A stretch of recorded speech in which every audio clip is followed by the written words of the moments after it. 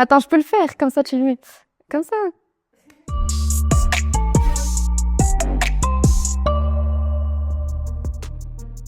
Peux-tu te présenter en quelques mots? Alors, je m'appelle Aïda Berada, je suis psychologue clinicienne et psychothérapeute. Donc, je prends en charge les adolescents et les adultes. En parallèle, je suis maître praticienne en hypnose. Donc là, je prends également en charge les enfants. Peux-tu nous parler un peu de ton parcours? Oui, alors j'ai une licence en psychologie générale à la faculté des lettres, arts et sciences humaines à l'université Côte d'Azur. Et ensuite, j'ai fait un master en psychologie clinique et psychopathologie à l'université internationale de Casablanca. J'ai effectué un stage en psychiatrie à Casablanca sous la supervision du docteur H.M. Thiel. J'ai aussi été bénévole en France à l'association SOS Suicide Phoenix Nice. J'ai d'abord suivi une formation complète interne sur la crise suicidaire avant de devenir écoutante. Après avoir été diplômée, j'ai été bénévole au sein de la Maison Solidarité Alzheimer, BENPSIC de Casablanca. J'ai ensuite décidé de me former à la thérapie des schémas, à l'Institut marocain de thérapie intégrative, pour ensuite entreprendre une formation d'hypnose à Lyon. Actuellement, j'exerce à l'association INSAF à Casablanca en tant que psychologue clinicienne. J'ai le privilège d'accompagner des femmes extraordinaires, tout aussi courageuses et résilientes, victimes d'abus sexuels et des mamans célibataires en situation de vulnérabilité, à travers des entretiens cliniques individuels, dans un espace sécurisant et bienveillant, afin de les aider à retrouver confiance en elles et à se reconstruire. Et je travaille désormais en cabinet libéral chez Oak à Casablanca. Pourquoi ajouter l'hypnose? Et quel est le pouvoir de cette pratique? Déjà, pour élargir mes compétences et pour mieux répondre aux besoins de mes patients, je suis convaincue que l'hypnose est un outil puissant qui, combiné à ma pratique clinique, peut offrir un accompagnement encore plus personnalisé et efficace. Sa pertinence et son efficacité en tant qu'adjuvant et en tant qu'outil thérapeutique sont particulièrement remarquables dans le domaine de la psychothérapie, augmentant ainsi les bénéfices de cette dernière. Il faut dire aussi que cette pratique m'a toujours intriguée, donc j'ai commencé à lire des choses à ce sujet. On va dire que c'est à ce moment-là que j'ai eu le déclic. Je me suis dit que j'allais commencer par le cursus qui me permettrait de devenir hypnothérapeute.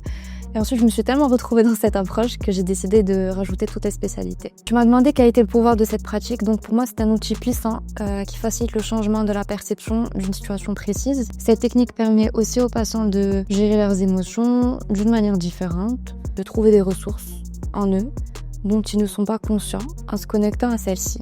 On va donc pouvoir travailler sur la structure profonde de l'individu en l'accompagnant dans sa problématique et en l'amenant à porter un autre regard sur celle-ci. Donc ce qui est aussi intéressant dans cette pratique, c'est que le patient peut utiliser l'auto-hypnose à la maison, donc matin et soir, afin de maintenir les effets positifs de la séance. Donc dans cette pratique, on retrouve cette notion de synchronicité. Et ce qui est magique, c'est que pendant la séance, on se sent vraiment en symbiose avec le patient. Au fil des séances, on se connecte avec lui dans son histoire pour au final mettre fin à ces mots MAUX autant que possible.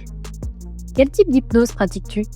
Je pratique la relation d'aide, donc tout ce qui est estime, confiance en soi, gestion du stress, peur et phobie, émotions, deuil, burn-out, sommeil, dépendance affective, addiction et tout ce qui est aussi couper les liens avec des personnes délétères. Je pratique aussi le sevrage tabagique, la périnatalité et l'accompagnement de la grossesse, la gestion de la douleur et du stress et enfin le surpoids et l'amincissement. En tant que psychologue, comment se passe une séance avec toi? Alors en fait, je pose systématiquement le cadre.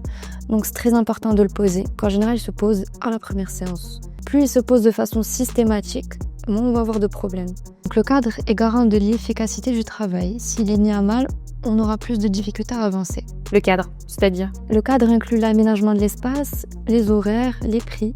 Ça peut aussi inclure les conséquences pratiques d'une absence, la clarification des rôles, donc qui sommes-nous dans l'entretien, quel rôle jouons-nous. Ça peut aussi inclure la clarification des buts et de la méthode, donc le motif de la rencontre par exemple, la fréquence des rencontres, les objectifs des rencontres. Ensuite, on fait ce qu'on appelle en psychologie une anamnèse, donc l'histoire du sujet. On essaye de voir d'où vient la demande, donc qui demande, quel est l'objet de la demande, est-ce qu'on est apte à recevoir cette demande. En conclusion, on va demander, explorer, reformuler la demande.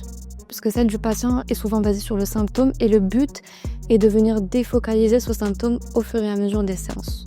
Ensuite, on va poser des hypothèses. Chaque hypothèse doit correspondre à une intention thérapeutique. Et en hypnothérapie, comment ça se passe? Donc en hypnothérapie, c'est un peu la même chose, sauf que je fais rentrer mes patients en hypnose avec ce qu'on appelle une induction. En fait, pendant les premières séances, je donne surtout des ressources, donc tout ce qui est estime, confiance en soi. Et ensuite, j'utilise des protocoles adaptés à la problématique du patient. Voilà. Quels sont les motifs les plus récurrents pour venir te consulter? Alors, dépression, deuil. J'ai aussi des problématiques d'estime, de confiance, tout tout ce qui est aussi sevrage tabagique, addiction, abus sexuels, troubles du sommeil. En quoi l'hypnose est utile durant une grossesse? Alors déjà, il faut savoir qu'on va pouvoir accompagner la future maman durant les 3 trimestres et aussi post-accouchement si besoin. Donc si on observe qu'il y a une dépression postpartum ou un baby blues. Voilà. Donc là, on va essentiellement travailler sur la gestion de l'anxiété, du stress, des troubles du sommeil. On pourra aussi travailler sur la douleur en utilisant des inductions spécifiques permettant à la future maman de se préparer au mieux à son accouchement. On pourra aussi travailler sur les inconforts gastriques, donc tout ce qui est remontée acide, nausées, brûlures d'estomac, à travers des protocoles spécifiques pendant les séances. On pourra aussi travailler sur la gestion des troubles psychiques s'il y en a. On va aussi pouvoir travailler sur la création d'un lien privilégié avec le fœtus. Peux-tu me faire arrêter de fumer? Oui, bien sûr. Alors tu viens quand? Quand je serai motivée. Ok. Voilà, justement, c'est ce que j'allais dire. En fait, je vais pouvoir du coup te faire arrêter de fumer si justement il y a une volonté derrière. Si aussi il y a une prise de conscience de la dépendance. Tu veux retrouver une sorte de liberté. Et si tu crois justement à cette technique, donc qui est l'hypnose. Voilà, donc en fait justement, ce que je dis à mes patients donc, qui veulent venir travailler sur cette problématique de cigarette, c'est qu'en fait, il faut être vraiment motivé. Parce que si t'es pas motivé, tu n'as pas vraiment envie d'arrêter, ça va pas marcher. Donc en général, s'il y a cette motivation derrière, ça prend entre 2 et 3 séances et c'est assez rapide. En fait, on va utiliser des protocoles spécifiques pour que vraiment ce soit assez rapide au niveau du subconscient et que tu sois en fait dégoûté par la cigarette. Peux-tu définir aucun un mot? Pluridisciplinarité. Un dernier mot?